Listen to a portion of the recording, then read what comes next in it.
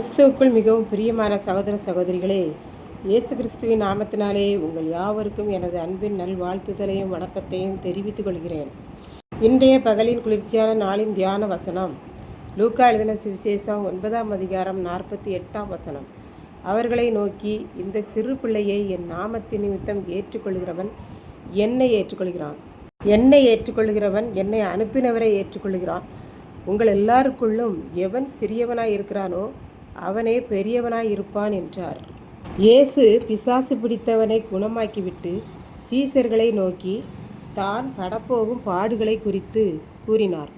சீசர்கள் அதன் கருத்தை அறியவும் இல்லை, இயேசுவிடம் அதை பற்றி கேட்டு தெரிந்து கொள்ள வேண்டும் என்று நினைக்கவும் இல்லை. அது அவர்களுக்கு புரியாத மறைபொருளாய் இருந்தது என்று பார்க்கின்றோம். ஆனால் சீசர்கள் தங்களுக்குள்ளே எவன் பெரியவனாய் இருக்கிறான் என்று ஒருவருக்கொருவர் தர்க்கம் பண்ணியிருக்கிறார்கள். இயேசு அதை அறிந்து கொண்டவராய் ஒரு சிறு பிள்ளையை அவர்களுக்கு முன்பாக நிறுத்தி, இந்த சிறு பிள்ளையை உங்கள் எல்லாரையும் விட பெரியவனாக நினைக்கிறீர்களா? இந்த பிள்ளையை நீங்கள் உங்களிலும் மேன்மையான பிள்ளையாக நினைக்கிற போது இதை உண்டாக்கின என்னை மேன்மையானவராக எண்ணுகிறீர்கள். என்னை மேன்மையானவராக எண்ணுகிற போது என்னை அனுப்புகிற பிதாவை மேன்மையானவராக எண்ணுகிறீர்கள். உங்களுக்குள்ளே தன்னை சிறியவனாக நினைக்கிறீர்களோ அவனே பெரியவனாய் இருப்பான் என்று சொன்னார் என்று பார்க்கிறோம். இப்படித்தான் ஒரு கல்லூரியில் படிக்கும் மாணவன் ஒருவன் எல்லா மாணவர்களை விட முரட்டுத்தனமான மாணவன். மனதில் தான் பலசாலி என்கிற பெருமை அவனுக்கு. ஆகவே அவனை கண்ட மாத்திரத்தில் பிற மாணவர்கள் அவன் அருகில் நிற்க மாட்டார்கள். அவன் கண்ணில் படாதபடி போய்விடுவார்கள். அவன் அதை பெருமையாக நினைத்தான்.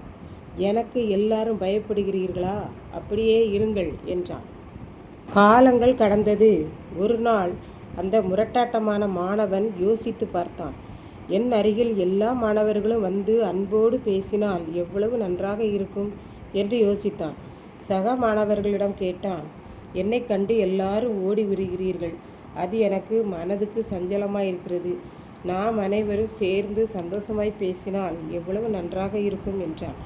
அதற்கு மற்ற மாணவர்கள், நீ இந்த முரட்டுத்தனத்தை விட்டு எல்லா மாணவர்களிடமும் உன் அன்பை வெளிப்படுத்தி பேசு, எல்லா மாணவர்களையும் அரவணைத்து பேசு, பெருமையாக பேசாமல் தாழ்மையாக பேசு, அப்பொழுதுதான் நாங்கள் எல்லாரும் உன் அருகில் வந்து உன்னோடு சேர்ந்து இருப்போம் என்றார்கள். எத்தனை உண்மை என்று பாருங்கள். இதை கேட்டு கொண்டிருக்கும் எனக்கன்பானவர்களே, இன்றைக்கு நாம் எப்படிப்பட்டவர்களாய் இருக்கிறோம்? நான் பெரியவன் என்று பெருமைப்படுகிறோமா? அல்லது என்னில் ஒன்றுமில்லை, இந்த உயிரே அவர் தந்த பிச்சை என்று சொல்லுகிறோமா என்பதை சிந்தித்து பார்ப்போம். கர்த்தர் தாமே இந்த செய்தியை ஆசீர்வதிப்பாராக. ஆமென். ஜெபம். அன்பின் ஆண்டவரே, இந்த அருமையான நல்ல நாளுக்காக நன்றி செலுத்துகிறேன். இப்போதும் இதை கேட்டு கொண்டிருக்கிற ஒவ்வொருவரும் தன்னை பெருமையாக எண்ணாமல் உம்மையே உயர்த்த நீர் கிருபை செய்தரலும். மீட்பர் இயேசு கிறிஸ்துவின் நாமத்திலே தாழ்மையோடு வேண்டிக் கொள்கிறோம் பிதாவே. ஆமென்.